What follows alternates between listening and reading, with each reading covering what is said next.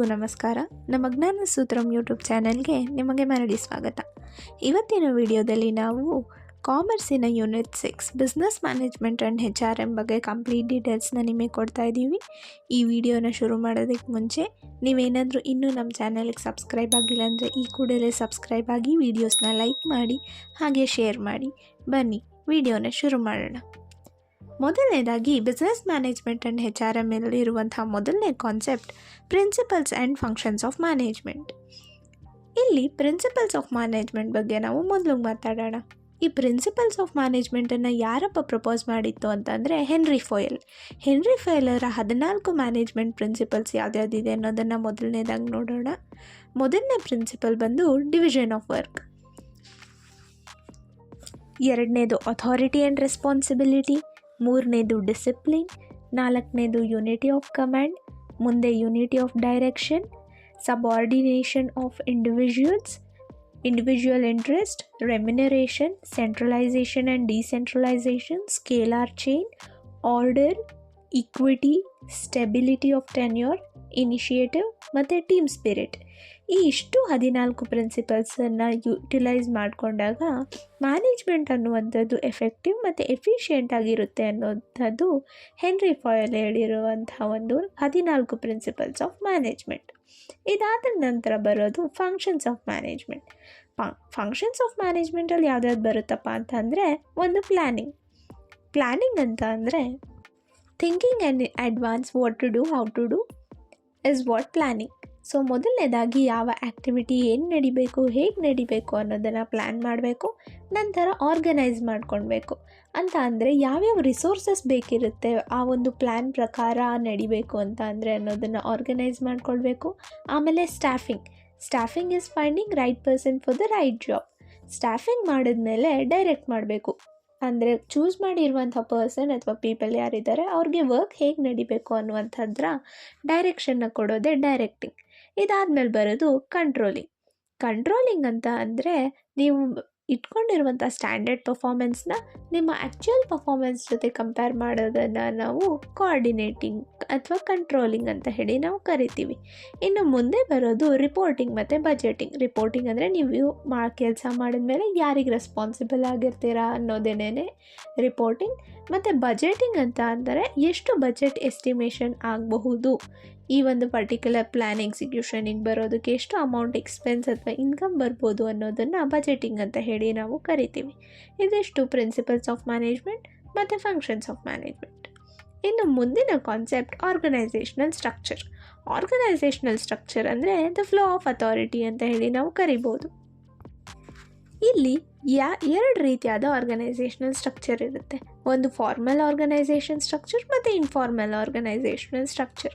Formal organisation ಸ್ಟ್ರಕ್ಚರಲ್ಲಿ ಒಂದು defined structure ಇರುತ್ತೆ.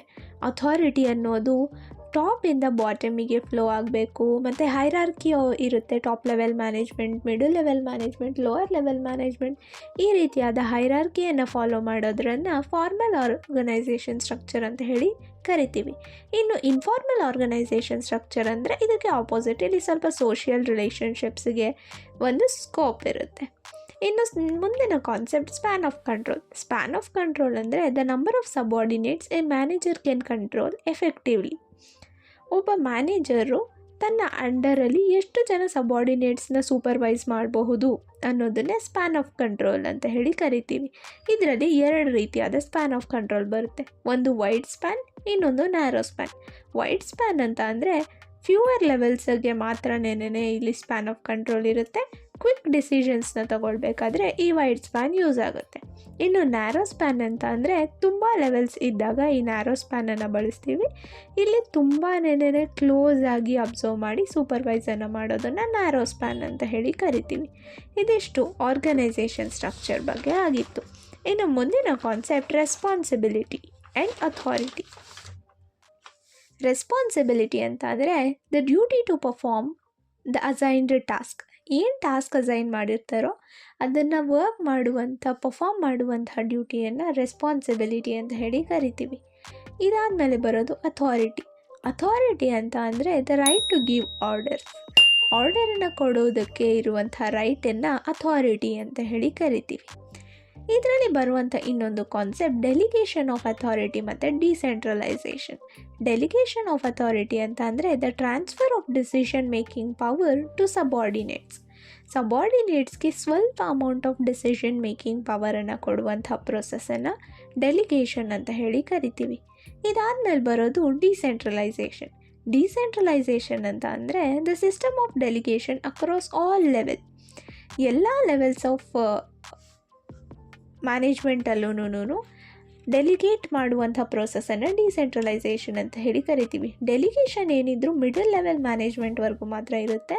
ಡಿಸೆಂಟ್ರಲೈಸೇಷನ್ ಈವನ್ ಲೋವರ್ ಲೆವೆಲ್ ಮ್ಯಾನೇಜ್ಮೆಂಟ್ವರೆಗೂ ಸ್ವಲ್ಪ ಅಮೌಂಟ್ ಆಫ್ ಅಟಾನಮಿಯನ್ನು ಕೊಟ್ಟಾಗ ಡಿಸೆಂಟ್ರಲೈಸೇಷನ್ ಪ್ರೋಸೆಸ್ ನಡೆಯುತ್ತೆ. ಇದಿಷ್ಟು ರೆಸ್ಪಾನ್ಸಿಬಿಲಿಟಿ ಆ್ಯಂಡ್ ಅಥಾರಿಟಿ ಬಗ್ಗೆ ಆಗಿತ್ತು. ಇನ್ನು ಮುಂದಿನ ಕಾನ್ಸೆಪ್ಟ್ ಮೋಟಿವೇಶನ್ ಅಂತ ಅಂದರೆ the force that drives employees to perform task and achieve goals.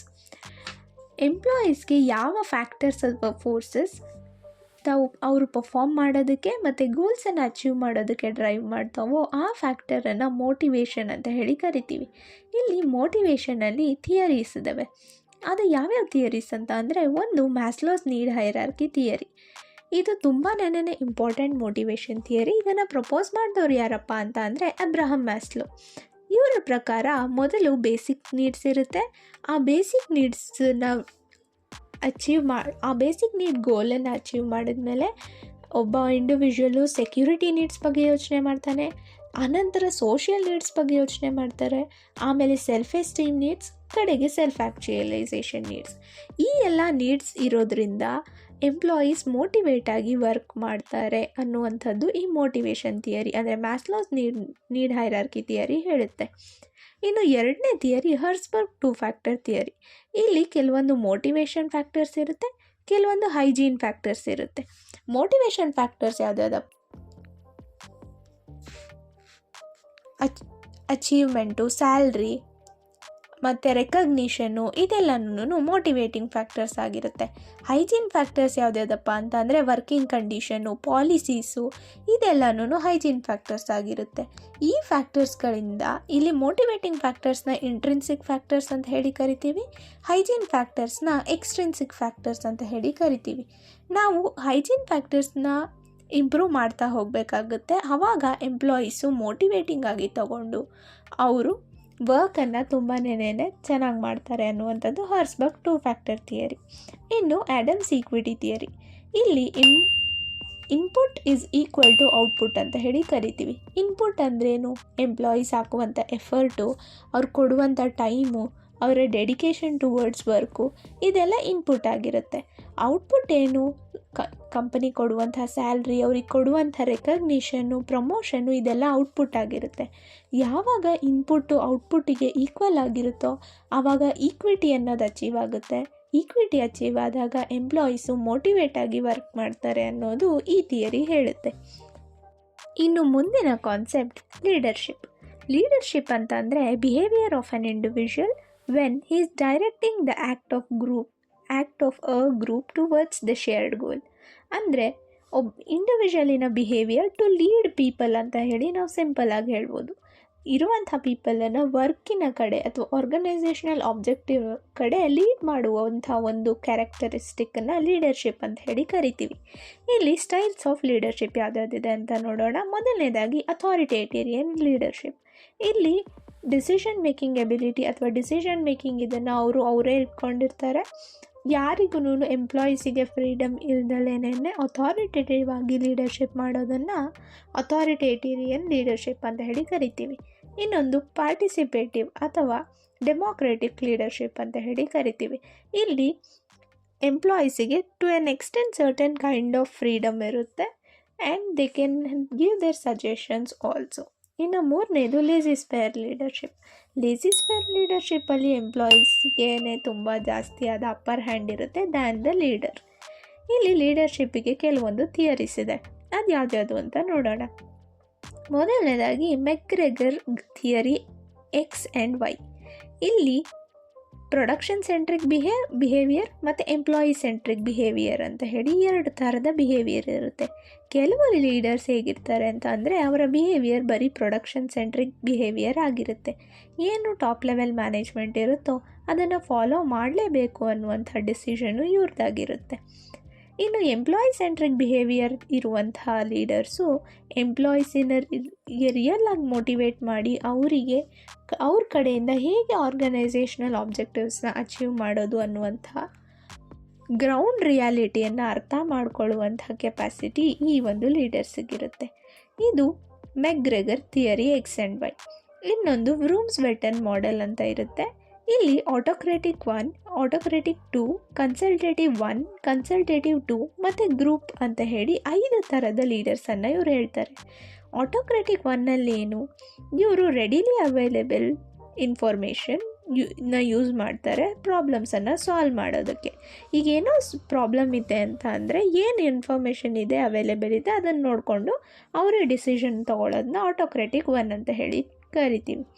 ಇನ್ನು ಆಟೋಕ್ರೆಟಿಕ್ 2 ಅಂತ ಅಂದರೆ he collects the information from employees then solve. Employees ಕಡೆಯಿಂದ ಇನ್ಫಾರ್ಮೇಷನ್ ಕಲೆಕ್ಟ್ ಮಾಡ್ತಾರೆ, ಬಟ್ ಆಮೇಲೆ ಏನು ಸಾಲ್ವ್ ಮಾಡಬೇಕು ಅಂತ ಹೇಳಿ ಡಿಸಿಷನನ್ನು ಅವರೇ ತೊಗೊಳ್ತಾರೆ. ಇನ್ನು ಕನ್ಸಲ್ಟೇಟಿವ್ 1 ಅಂತ ಅಂದರೆ ಹಿ ಆಸ್ಕ್ಸ್ ಎಂಪ್ಲಾಯೀಸ್ ಕನ್ಸೆಂಟನ್ನು ಕೇಳ್ತಾರೆ, ಅವರ ಒಂದು ವ್ಯೂಸನ್ನು, and then he chooses the best solution ಯಾವುದು ಅಂತ ಹೇಳಿ ಇವರು ಕನ್ಸಲ್ಟೇಟಿವ್ 1 ಚೂಸ್ ಮಾಡ್ತಾರೆ. ಇನ್ನು ಕನ್ಸಲ್ಟೇಟಿವ್ 2 ಎಂಪ್ಲಾಯೀಸ್ನ ಕೇಳ್ತಾರೆ, but do what ever he knows, do on his own. ಅವರಿಗೆ ಏನು ಅನಿಸುತ್ತೋ ಕಡೆಗೆ ಆ ಡಿಸಿಷನನ್ನೇ ತೊಗೊತಾರೆ. ಇನ್ನು ಗ್ರೂಪ್ ಅಂತ ಬಂದಾಗ ಒಂದು ಡಿಸ್ಕಷನ್ ಮಾಡಿ ಇಂಪಾರ್ಷಿಯಲ್ ಡಿಸಿಷನನ್ನು ಕೊಡುವವರನ್ನು ಗ್ರೂಪ್ ಲೀಡರ್ ಅಂತ ಹೇಳಿ ನಾವು ಇಲ್ಲಿ ಕರಿತೀವಿ. ಈ 5 ಥರದ ಮಾಡೆಲನ್ನು ವ್ರೂಮ್-ವೆಟನ್ ಮಾಡೆಲಲ್ಲಿ ನಾವು ನೋಡಬಹುದು. ಮುಂದಿನದು ಟ್ರೈಟ್ ಅಪ್ರೋಚ್. ಇಲ್ಲಿ ಟ್ರೈಟ್ ಅಪ್ರೋಚಲ್ಲಿ ಕೆಲವೊಂದು ಟ್ರೈಟ್ಸ್ ಅಂತ ಅಂದರೆ ಕ್ಯಾರೆಕ್ಟರಿಸ್ಟಿಕ್ಸ್, ಈ ಕ್ಯಾರೆಕ್ಟರಿಸ್ಟಿಕ್ಸ್ ಇರೋರನ್ನು ಲೀಡರ್ ಅಂತ ಹೇಳಿ ಇವ್ರು ಕರೀತಾರೆ. ಯಾವುದ್ಯಾವುದು ಅಂತಂದರೆ ಡಿಸೈರ್ ಆಫ್ ಅಕಂಪ್ಲೀಷ್ಮೆಂಟ್, ಅಂದರೆ ವರ್ಕನ್ನು ಕಂಪ್ಲೀಟ್ ಮಾಡುವಂಥ ಡಿಸೈರ್ ಇರುತ್ತೆ. ಹೈ ಟಾಲರೆಂಟ್ ಕೆಪಾಸಿಟಿ ಇರುತ್ತೆ ಇವ್ರಿಗೆ. ಇನ್ಫ್ಲೂಯೆನ್ಷಿಯಲ್, ಇವ್ರನ್ನ ನೋಡಿ ಇನ್ಫ್ಲೂಯೆನ್ಸ್ ಆಗುವಂಥ ಒಂದು ಕ್ಯಾರೆಕ್ಟರ್ ಇವ್ರಿಗಿರುತ್ತೆ. ಮತ್ತು ಸ್ಟ್ರಿಕ್ಟ್ ಸೋಷಿಯಲ್ ಇಂಟ್ರ್ಯಾಕ್ಷನ್ ತುಂಬ ಚೆನ್ನಾಗಿರುತ್ತೆ. ಈ ಥರದ ಕೆಲವೊಂದು ಟ್ರೈಟ್ಸ್ ಅಥವಾ ಕ್ಯಾರೆಕ್ಟರಿಸ್ಟಿಕ್ಸ್ ಇದ್ದಾಗ ಅವ್ರನ್ನ ಲೀಡರ್ ಅಂತ ಹೇಳಿ ಕರಿತೀವಿ ಅನ್ನುವಂಥದ್ದು ಈ ಒಂದು ಥಿಯರಿ ಹೇಳುತ್ತೆ. ಇದಿಷ್ಟು ಲೀಡರ್ಶಿಪ್, ಮೋಟಿವೇಶನ್ ಮತ್ತು ಅದರ ಥಿಯರೀಸ್ ಆಗಿತ್ತು. ಇನ್ನು ಮುಂದಿನ ಕಾನ್ಸೆಪ್ಟ್ ಕಾರ್ಪೊರೇಟ್ ಗವರ್ನೆನ್ಸ್ ಅಂತ ಅಂದರೆ the framework of rules and practices process by which companies are directed. ಕಂಪನಿಯಲ್ಲಿರುವಂಥ ರೂಲ್ಸು, ಪ್ರಾಕ್ಟೀಸಸ್ಸು, ಕೆಲವೊಂದು ಪ್ರಾಸೆಸ್ಸು ಯಾವುದರ ಮೇಲೆ ಕಂಪನಿ ಬಿಲ್ಡ್ ಆಗಿದೆ, ನಿಂತಿದೆ ಅನ್ನೋದೇನೇ ಕಾರ್ಪೊರೇಟ್ ಗವರ್ನೆನ್ಸ್ ಅಂತ ಹೇಳಿ ಕರಿತೀವಿ. ಯಾವಾಗಲೂ ಕಾರ್ಪೊರೇಟ್ ಗವರ್ನೆನ್ಸ್ ಅನ್ನೋದು ಟ್ರಾನ್ಸ್ಪರೆಂಟ್ ಆಗಿರಬೇಕು, ಫೇರ್ ಆಗಿರಬೇಕು, ಮತ್ತು ಅಕೌಂಟಬಿಲಿಟಿ ಮತ್ತು ರೆಸ್ಪಾನ್ಸಿಬಿಲಿಟಿ ಅನ್ನುವಂಥದ್ದು ಎಲ್ಲ ಎಂಪ್ಲಾಯೀಸ್ಗೂ ಇರಬೇಕಾಗುತ್ತೆ. ಇನ್ನು ಮುಂದಿನ ಕಾನ್ಸೆಪ್ಟ್ ಬಂದು ಬಿಸ್ನೆಸ್ ಎಥಿಕ್ಸ್ ಅಂತ ಅಂದರೆ ಎಥಿಕಲ್ ವ್ಯಾಲ್ಯೂಸ್ ಇನ್ ಬಿಸ್ನೆಸ್ ಡಿಸಿಷನ್ಸ್ನ ತೊಗೊಳ್ಬೇಕಾದ್ರೆ ಫಾಲೋ ಮಾಡಬೇಕಾಗಿರುವಂಥ ಕೆಲವೊಂದು ಎಥಿಕಲ್ ವ್ಯಾಲ್ಯೂಸ್ ಯಾವುದ್ಯಾವುದಪ್ಪ ಅಂದರೆ ಲೈಕ್ ಹಾನೆಸ್ಟಿ ಆಗಿರ್ಬೋದು, ಇಂಟಿಗ್ರಿಟಿ ಆಗಿರಬಹುದು, ಸಸ್ಟೈನಬಲ್ ಡಿಸಿಷನ್ಸ್ ಆಗಿರ್ಬೋದು, ಕಾರ್ಪೊರೇಟ್ ಸೋಷಿಯಲ್ ರೆಸ್ಪಾನ್ಸಿಬಲ್ ಡಿಸಿಷನ್ಸ್ ಆಗಿರಬಹುದು.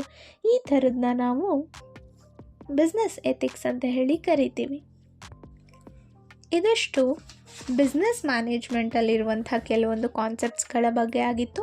ಮುಂದಿನ ವಿಡಿಯೋದಲ್ಲಿ ನಾವು ಹ್ಯೂಮನ್ ರಿಸೋರ್ಸ್ ಮ್ಯಾನೇಜ್ಮೆಂಟ್ ಮತ್ತು OBಗೆ ರಿಲೇಟೆಡ್ ಆಗಿರುವಂಥ ಕೆಲವೊಂದು ಕಾನ್ಸೆಪ್ಟ್ಸ್ಗಳಿದೆ, ಆ ಕಾನ್ಸೆಪ್ಟ್ಸ್ಗಳ ಬಗ್ಗೆ ಡಿಸ್ಕಸ್ ಮಾಡ್ತೀವಿ.